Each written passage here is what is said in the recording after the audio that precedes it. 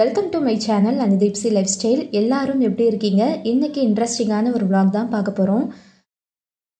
மதுரையில் சித்திரை திருவிழா நடந்தப்போ அதை எல்லாமே ஷூட் பண்ணி உங்களுக்கு அப்பப்போ மினி vlogல வந்து நான் ஷேர் பண்ணேன். பட் லாங் vlog வந்து நான் போஸ்ட் பண்ணவே இல்லை. பட் ஃபெஸ்டிவல் டயத்தில் வந்து மினி vlog போடுறதுக்காக நான் நிறையா ஷூட் பண்ணுறப்ப கொஞ்சம் கிளிப்பிங் மட்டும் நம்ம வந்து லாங் vlogகாக ஷேர் பண்ணலான்னு அப்போ வந்து ஷூட் பண்ணது. பட் எடிட் பண்ணி நான் போடுறதுக்கு தான் டைம் இல்லாமல் போயிருச்சு. இப்போ திருவிழா முடிஞ்சு 1 month கிட்ட ஆயிடுச்சு. இனிமேல் என்ன ஷேர் பண்ணேன்னு அந்த கொஞ்சம் கிளிப்பிங்ஸ் மட்டும் அப்படியே எடுத்து இந்த வீடியோவோட இன்ட்ரோவாக காமிச்சிருக்கேன். இந்த வீக் வந்து வெனஸ்டே போல் நான் பாப்பா அம்மா 3 பேரும் மீனாட்சி அம்மன் கோவில் பக்கம் தான் வந்திருக்கோம். திருவிழா நடக்கிறப்ப அந்த டைமிங்கில் ஃபேமிலியோட கோவில் பக்கம் வந்தோம். அதுக்கப்புறம் கோவில் பக்கம் நாங்களும் எட்டி கூட பார்க்கல, இன்றைக்கி தான் வந்திருக்கோம்.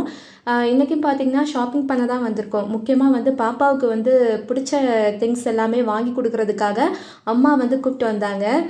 இன்றைக்கி வந்து பாப்பாவோட டே, அவளுக்கு என்னென்ன வேணுமோ வாங்கிக்கோன்னு சொல்லி கூப்பிட்டு வந்திருக்காங்க அம்மா. ஸோ அதனால் பாப்பா வந்து ரொம்ப ஜாலியான ஒரு மைண்ட் செட்டில் இருக்கா. இன்றைக்கி அவளுக்கு பிடிச்சதெல்லாம் வாங்க போகிறோம்னு ஒரே ஹாப்பியில் இருக்கா. காலையில் வந்து கொஞ்சம் நேரமாக தான் கிளம்பணும்னு நினச்சோம். பட் வீட்டு வேலையெல்லாம் முடிச்சுட்டு அப்பாவுக்கு வந்து லஞ்செல்லாம் ரெடி பண்ணி வச்சுட்டு நாங்கள் கிளம்பி வர 11 மணி ஆயிடுச்சு. 11 மணிக்கு தான் கோவில் பக்கமே ரீச் ஆனோம்.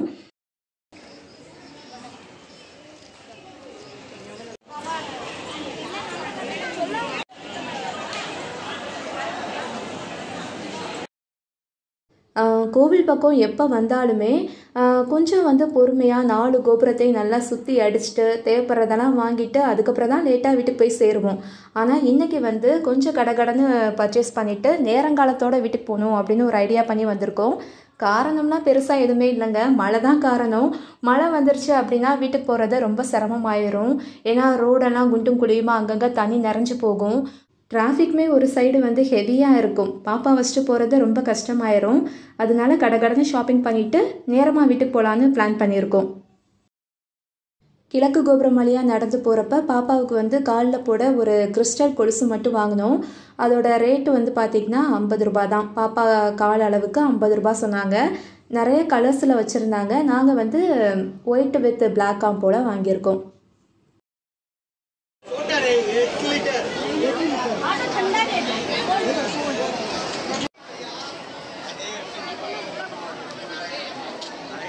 மதுரை பக்கம் வந்துட்டு மதுரை ஃபேமஸ் ஜிகர்தண்டா குடிக்காமல் போனால் எப்படி இருக்கும்? வாங்கி குடிக்காமல் இந்த இடத்த விட்டு கிராஸ் பண்ணி போனாலும் மனசு கேட்காது. அம்மாவுக்கு வந்து ஜிகர்தண்டா வேண்டாம் சொல்லிட்டாங்க. அதனால வந்து நானும் பாப்பா மட்டும் வாங்கி குடிச்சிட்டு அப்படியே அம்மன் சன்னதிக்குள்ளே வந்து போனோம்.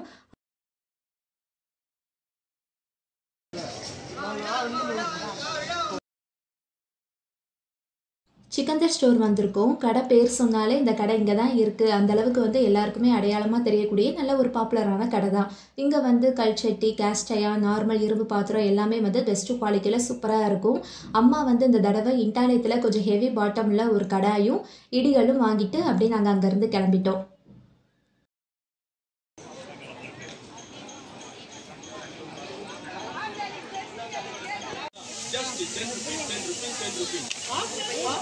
புது மண்டபம் அப்படின்னாலே எல்லாருக்குமே தெரிஞ்ச ஒரு இடம்தான். அது ஒரு மால் மாதிரி. அதுக்குள்ளே போயிட்டோம் அப்படின்னா நெருக்கமாக ஏகப்பட்ட கடைகள் வந்து இருக்கும்.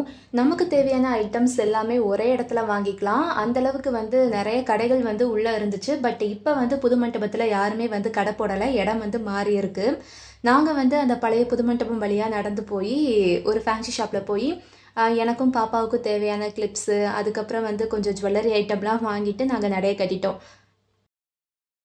சின்ன கதைகள் புக்கெல்லாம் மாடல் இருக்குது, ட்ராயிங் புக்கெல்லாம் மாடலில் இருக்குது, மாடலில் பாருங்கள். கிரேயான்ஸ்லாம் மாடலில் இருக்குது, புக் ஐட்டம்லாம் மாடலில் இருக்குது. பேனா, பென்சிலு, பவுன்ஸ் பாருங்கள்.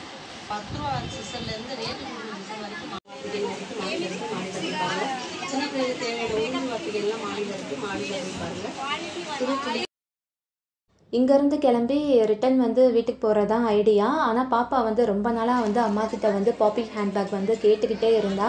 அவளுக்கு பிடிச்ச மாதிரியே வந்து ஹேண்ட்பேக்கு, வாட்சு, நெக்ஸ்ட்டு வந்து இந்த டாக்டர் செட்டு, ஒரு சில டாய்ஸ் எல்லாம் வந்து ஸ்ட்ரீட் சைடு போட்டு விற்றாங்க. அதெல்லாம் வாங்கி கொடுத்ததுக்கப்புறம் பாப்பா ரொம்ப ஹாப்பி.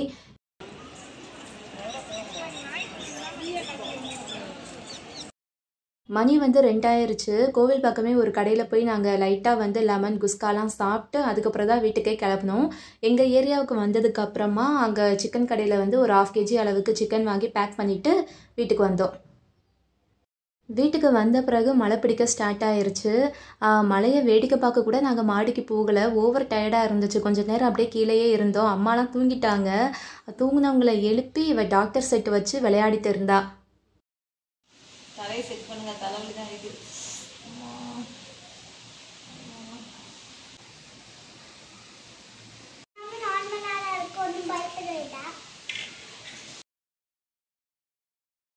வெளியில் நல்லா சூப்பராக மழை பெய்யுது. கொஞ்சம் நேரம் ஜன்னல் பக்கம் போய் வேடிக்கை பார்க்கலான்னு பார்த்தா எங்கள் ஏரியாவில் இருக்கக்கூடிய ஒரு பாட்டி மழையில் நல்லா ஜாலியாக குழந்த மாதிரி நனைஞ்சு விளையாடிக்கிட்டு இருந்தாங்க. சரி நம்மளும் மேலே போய் அப்படியே வேடிக்கை பார்க்கலான்னு மாடிக்கு வந்து கிளம்பிட்டோம். பாப்பாவையும் கையோடு வந்து மாடிக்கு வந்து கூப்பிட்டு போகிறேன். அம்மா வந்து கீழே தூங்குறாங்க, சவுண்டு விடாமல் டிஸ்டர்ப் பண்ணாமல் அப்படியே மாடிக்கு வா அப்படி சொல்லி கூப்பிட்டு வந்தாச்சு. பாப்பாவும் அம்மாவும் விளையாடிக்கிட்டு இருந்தாங்க. அப்போ பாப்பா வந்து டாக்டர், அம்மா வந்து பேஷண்ட். அவங்களுக்கு வந்து தலைவலி காய்ச்சல் அந்த மாதிரி வந்து அட்மிட் ஆனாங்க. பாப்பா வந்து அம்மாவுக்கு வந்து இன்ஜெக்ஷன்லாம் போட்டு டேப்லெட்லாம் கொடுத்து தூங்க வச்சுருக்கா. ஆனால் அம்மா வந்து நிஜமாலே தூங்கிட்டாங்க. இவன் அம்மா கூட இருந்தால் நிச்சயம் வந்து தூங்க விட மாட்டான், எழுப்பி விட்டுருவா. அதனால வந்து பாப்பா வந்து அப்படியே மாடி கூப்பிட்டு வந்தேன். துணி வந்து கொஞ்சம் காலையில் காய போட்டு போயிருந்தோம். இந்த மழைக்கு வந்து எடுக்க மறந்தே போயிட்டோம். அது எல்லாமே நனைஞ்சு போயிருச்சு.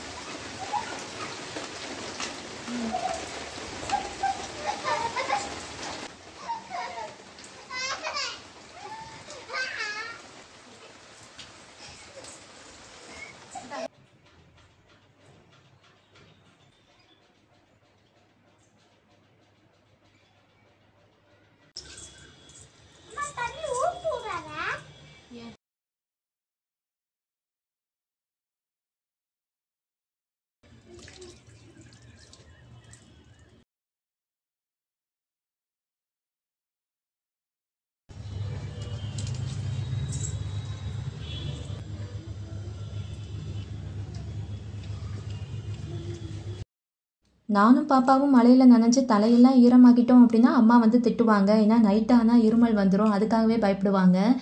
அவங்களுக்கு தெரியாமல் தான் நாங்கள் 2 பேரும் கொஞ்சம் நேரம் நல்லா ஜாலியாக மழையில் என்ஜாய் பண்ணி விளையாடிட்டு ஒரு 6:30 போல் நாங்கள் கீழே இறங்கி போனோம். அம்மா வந்து அப்போ சிக்கன்லாம் வாஷ் பண்ணிட்டு இருந்தாங்க. இப்போ நியூவாக ஒரு கடாய் வாங்கினோம்ல, அந்த கடாய் தான் இது. அதில் தான் அன்றைக்கி நான் சிக்கன் கிரேவி வந்து குக் பண்ணேன். அன்றைக்கி ஒரு பேசிக்கான மெத்தடில் தான் நான் சிக்கன் கிரேவி வந்து செஞ்சுருந்தேன். ஃபஸ்ட்டு வந்து கடாயில் 2 டேபிள் ஸ்பூன் அளவுக்கு எண்ணெய் ஊற்றி ஹீட் பண்ணிவிட்டு தாளிப்புக்கு 1/4 இன்ச் அளவுக்கு பட்டை, 2 கிராம்பு, நான் ஏலக்காய் வந்து போடலை, கொஞ்சமாக கல்பாசியும் ஒரு பிரிஞ்சி இலை, ரசப்பூடு இருக்குல்ல, குட்டி குட்டியாக இருக்கும் வெள்ளைப்பூடு, அந்த மாதிரி வெள்ளைப்பூடாக செலக்ட் பண்ணி ஒரு 8லேருந்து 10 போல் எடுத்துக்கோங்க. நல்லா இடித்து போட்டு இந்த எண்ணெயிலே தாளித்து விட்டுடலாம். 2 வரமிளகா, ஒரு கொத்து கருவேப்பிலை போட்டு லைட்டாக அந்த எண்ணெயில் வந்து பூண்டை வந்து ஃப்ரை ஆக விடுங்க.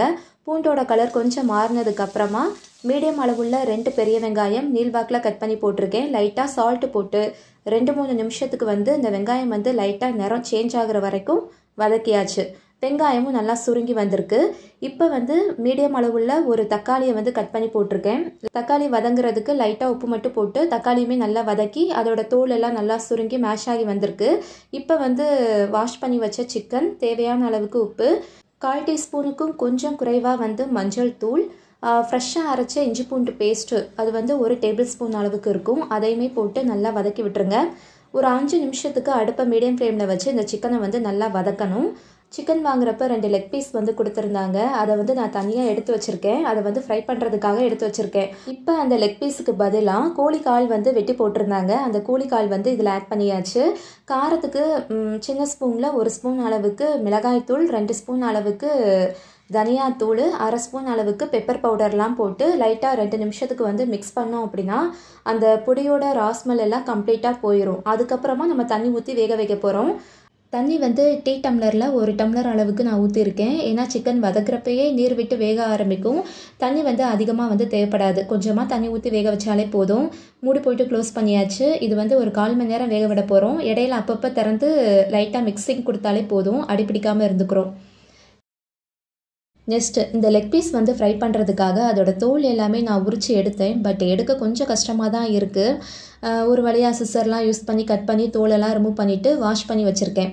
இது வந்து கடையில் வாங்கின ரெடிமேட் மசாலா பொடி. ஃப்ரை பண்ணுறதுக்காக அம்மா வாங்கி வச்சுருக்காங்க. அந்த பொடி வந்து நான் போட்டிருக்கேன். 1 ஸ்பூன் அளவுக்கு தயிர், 1/2 ஸ்பூன் அளவுக்கு இஞ்சி பூண்டு பேஸ்ட்டு, கூடவே வந்து ஒரு 1/2 ஸ்பூன் அளவுக்கு கார்ன்ஃப்ளவரு, அரிசி மாவு, 1/4 எலுமிச்சப்பழத்தை வந்து புழிஞ்சு விட்டு அப்படியே மிக்ஸ் பண்ண வேண்டியதான்.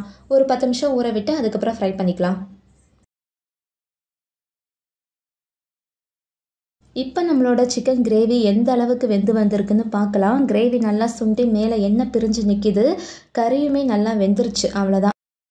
கொத்தமல்லி வந்து காலி ஆயிருச்சு. மல்லித்தலை இருந்தால் கொஞ்சமாக மேலே பிச்சு போட்டு அப்படியே வந்து இறக்கிருங்க. அடுப்பு ஆஃப் பண்ணிவிட்டு அவ்வளோதான். சூப்பராக வந்து சிக்கன் கிரேவி ரெடி ஆயிரும்.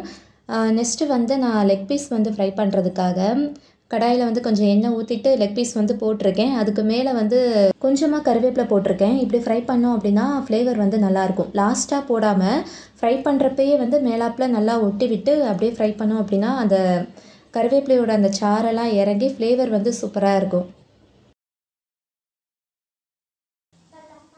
சாப்பிட்றியா? எனக்கு, பாப்பாவுக்கு, அப்பாவுக்கு மட்டும் தோசை ஊற்றணும். மதியம் வடித்த சோறை வந்து அம்மா வந்து கொஞ்சம் கிரேவி வச்சு சாப்பிட்டாங்க. ஓகே, இந்த vlog இதோட முடிச்சுட்டு நெக்ஸ்ட் vlogல மீட் பண்ணலாம். Tata, bye bye.